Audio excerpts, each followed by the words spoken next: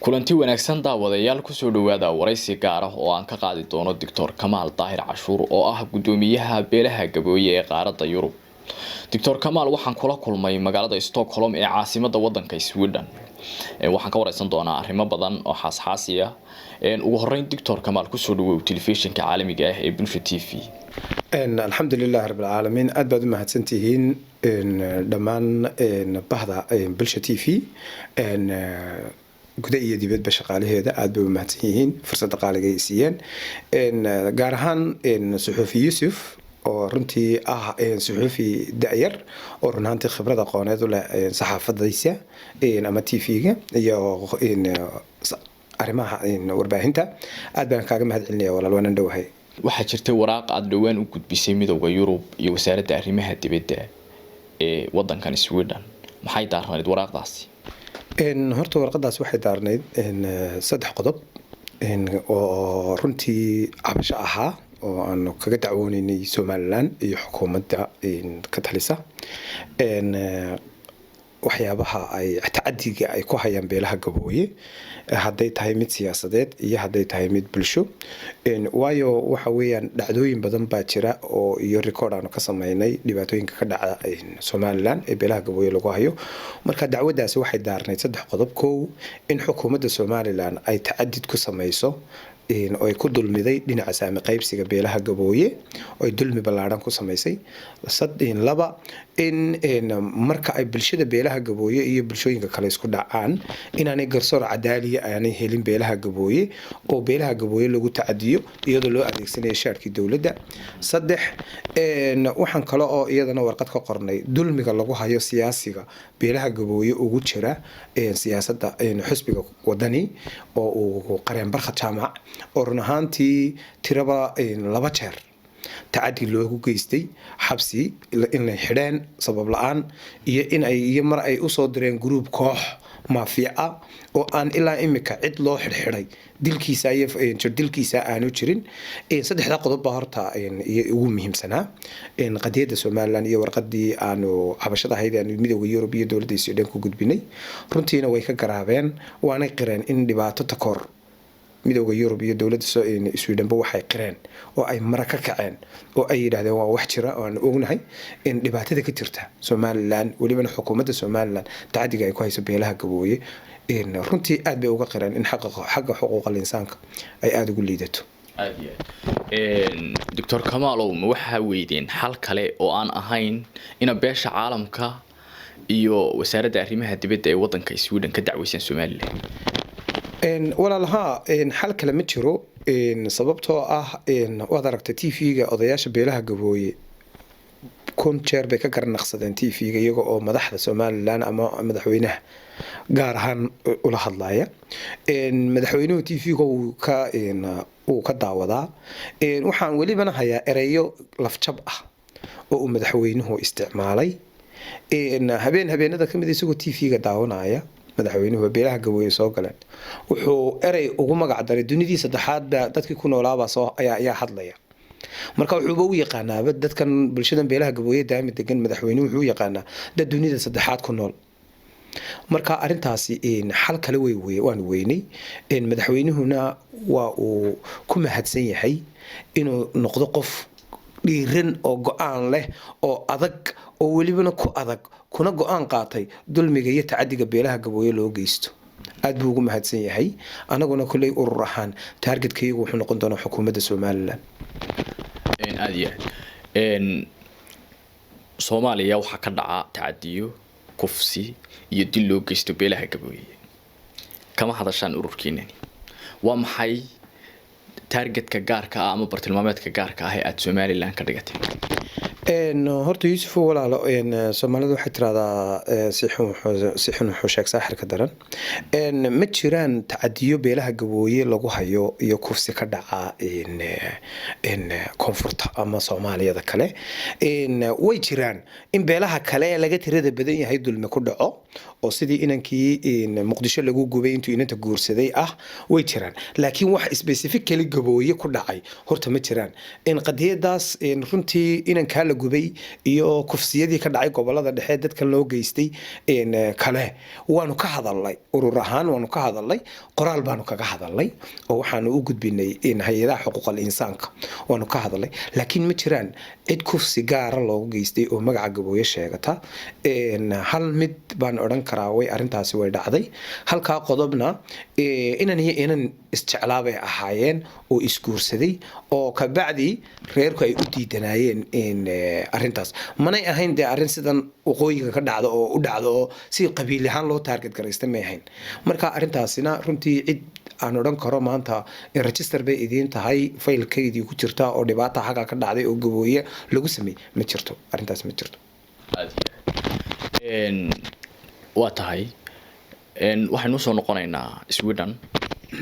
dhawaan waxaa yimi wasiir ku-xigeenka qorsheynta qaranka Xuseen Ibraahim Buuni wuxuu ka soo jeeday beelaha gabooye cid idinka tagtay ma jirto maxay ku dhacday arrintaasi dawladan horta marka uu runtii nin diblomaasi ah ama wasiir ha ahaado ama agaasimo ha ahaado uu imanayo wadanka laba siyaabood buu ku yimaadaa ama urur baa soo casuuma oo keena ama official visit wax la yiraahdo oo delegation ahaan ayuu u soo degaa labada midna kuma soconin wuxuu ahaa nin iska socda oo shiciba runtii anagana nalamu soo xiriirin runtiina anaga qof Somaliland wasiir ka ah oo beesha gabooye ah qorshaha nooga yaalo qurba joogteeda inaanaan soo dhaweynin weeyaan sababtoo ah ninkaasi ma aha nin de masiirka bulshada gabooye ku matalaya oo xuquuqda beelaha gabooye xukuumadda uga doodaya ma ah waa nin danihiisa gaarka ah ku wata sidaa daraadeed beelaha iyaga gabooye ama urur ahaanba go-aan baa nooga yaala inaanaanu soo dhaweynin ilaa aanu u aragno qof bulshada si dhaba masiirkeeda u matalayo xukuumadda ku jira oo qadiyadda beesha gabooye ka hadlay waan garta shalay waxaa madaxweyne Muuse Biixi sameeyay isku shaandhayn beelaha gabooye waa ka dhex muuqdeen sidaad u aragtaa adigu isku shaandhaynta wallaahi runtii madaxweyne Muuse Biixi xaalkiisu waxay noqotay un fallaadhi gilgilasho kaagama go'do runtii isku shaandhayntaasi fallaadhi gilgilasho kaagama go'do ayay noqotay runtii wax weyn kama bedelayso waayo shalay wuxuu ka qaaday Ibraahim Buuni Xuseen Ibraahim Buuni wuxuu u dhiibay inan abti uu u ahaa shalay Xuseen Ibraahim ayaa hayay maantana Mahdi Cusmaan Buuri baa hayay ma arko wax weyn inay bulshada beelaha gabooye iyo xuquuqda beelaha gabooye inay wax ka bedelayso iyo xaaladda beelaha gabooye ay ku sugan yihiin mid wax ka bedelaysa uma arko waxaan u malaynayaa oo imikuun bay waxay noqotay ka daro dib dhal marka waxaan leeyahay oday baa laga hayay jigjiga miidkaaga sido marka waxaan leeyahay Muuse Biixi cidii aad dantaada u aragtay inay kaaga dhex muuqdaan beelaha gabooye ee aad oran karto danahaaga xusbi ahaan iyo shakhsi ahaan way ku fulinayaan inaad sidata anaga kulaba jecel sido laakiin qadiyada beesha gabooye wax kama bedelayso hadii aad in Cusmaan Buuri keento iyo hadii aad keento qof kala toona waan gartay xafiis ba ku yaala Somaliland magaalada Stockholm wada shaqayn ma leedihiin si cabashooyinkan aad u gudbisay midowga Yurub iyo wasaaradda arrimaha dibadda ee Sweden iyaga ma u gudbisay markii hore waxaan horta aad ugu xumahay inaad itiraadaba xafiis ba xagan ka furan Somaliland ay leedahay xafiis horta Somaliland ay leedahay halkan ka furan ma jiro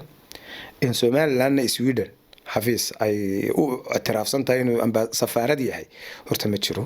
waxbayaan taabeen la isugu sheegin xafakan xafiis waxa ka jira sidaan anagu gabooye organization uu yahay ayaa Somaliland Training ay xafiis xagan ku leedahay Somaliland Training nashooda shaqeynaa naga ma dhaxayso oo waxa weeyaan qabiil gaara ayaa haysta halkan beelaha gabooye ururkan ay ku haystaan dee markaa wada shaqayn nagama dhaxayso mana naga dhaxayn karto runtiina xafiis Somaliland iyo wakiil Somaliland xagan u joogan anagu aqoonsanahay runtii ma jiro dawladda Suudaan ma aqoonsana mana jiro adigu waxaad qof Somaliland dara Somaliland baad u dhalatay imka mowqifkaagu Somaliland miyuu ka soo horjeedaa mise Somaliland baa tahay horta aan ku sheegay sheegan la yiraahdo nationalismku ama citizenku ma aha mid guura runtiina ma aha mid uu qofku inkiri karo anigu waa run waan u dhashay Somaliland waan ka soo jeedaa laakiin waxaan hay Somaliland xaqaayiq runta ku nool Somaliland macnaheedu ma aha inaan haddaan ka hadlo xuquuqdayda aasaasiga ah iyo haddaan ka hadlo dhibaatooyinka la igu hayo inaan Somaliland ka soo horjeedo macnaheedu ma aha xaq baan u leeyahay inaan noqdo Somaliland xuquuqdiisa u hadlo aad ugu dambeyntii Dr. Kamal waxaan ku weydiinayaa sidee baad xal u aragtaa in ay beelaha gabooye iyo xukuumadda Somaliland ku heshiin karaan oo ay ku wada shaqayn karaan horta beelaha gabooye iyo xukuumadda Somaliland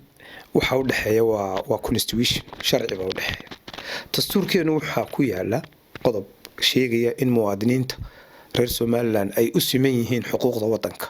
kaunbi beelaha gabooyena ay wax ku doonayaan